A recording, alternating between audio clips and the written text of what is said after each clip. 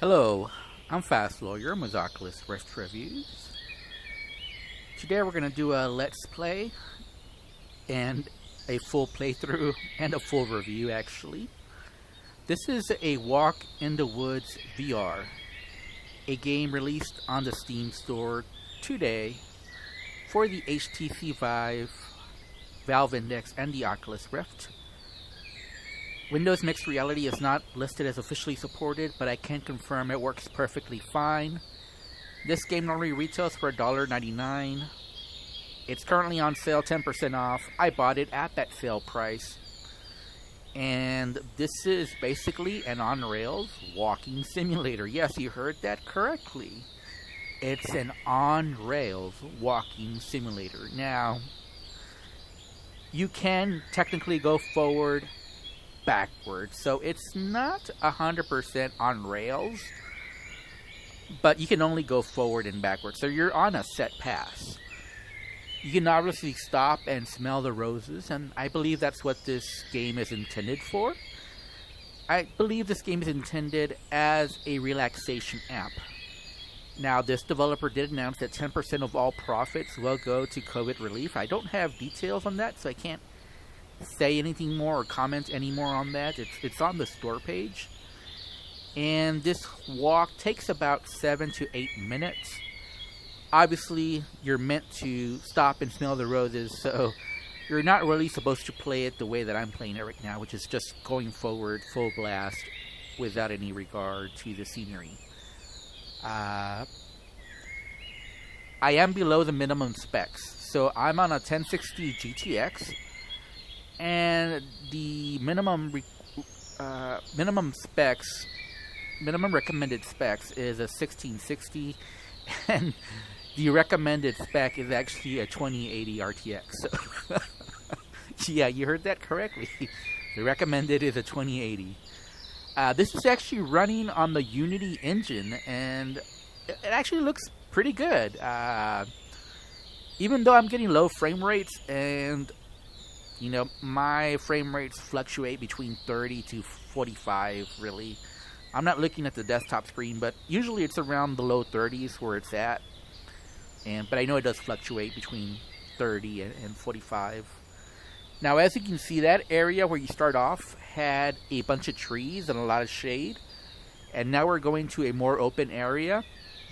Now, if you stop, you will see pop-in issues. Like right now, I'm looking at the distance, and I'm seeing trees pop in and pop out. But again, I'm below recommended specs. It does look good, however. Other than the pop-in issues, the low frame rates really have not caused any other issues. Obviously, the pop-in is a big issue. And if you look closely at the edges of objects, you'll see little jaggies. But, you know, it's not very noticeable. You have to be really looking at it. So for the most part, this is enjoyable for what it is, especially in the areas you can find where the pop-in issue is not prevalent. So in the early part with all the trees, actually, it had less pop-in issues, you know, because the trees are closer to you. These trees are farther in the distance, so they do pop in and they do pop out. And obviously that's distracting and takes away from relaxation.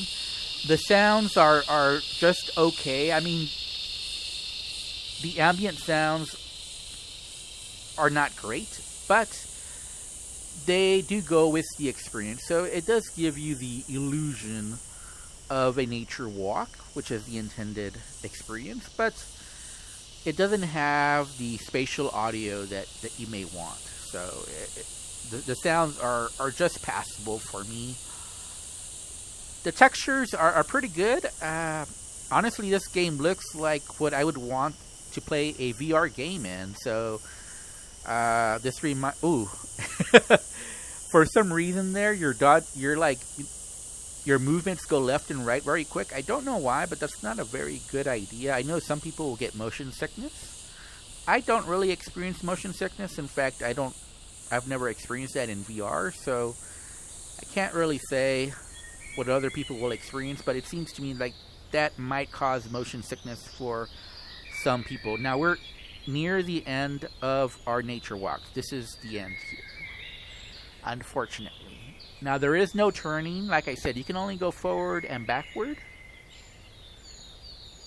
The map does look pretty, but it doesn't look as good as some of the other nature/relaxation apps that we have in VR. Specifically, is it Melisandre? You know, the VR relaxation app that's in Iceland,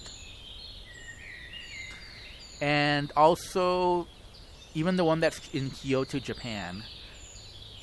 Those look.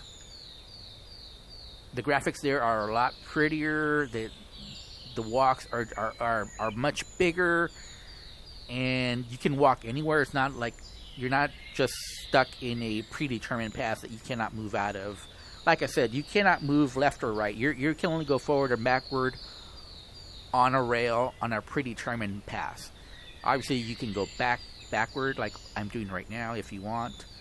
So it isn't a very long walk, but again, you're not supposed to play it like I'm playing it right now. You're not supposed to just go from point A to point B just as fast as possible.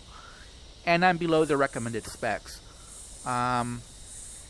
So it's not as good as the top VR relaxation apps, but it's also priced lower than those. I would really recommend saving your money to buy one of those better apps than paying for this game. But for $2, this isn't bad. I know it seems overpriced because there really is no gameplay. But keep in mind, this is meant as a relaxation app. And the visuals are pretty enough, the sounds are okay enough, that I can give it at least a 5 out of 10, a neutral recommendation. If this had come out just a year ago, maybe 2 years ago, I would have given it a higher score. But I think we're now at the point of VR where we actually have better experiences than this. Even for relaxation apps or walking simulators. So I'm only going to give it a 5 out of 10. It's low priced. Part of the proceeds go to COVID relief.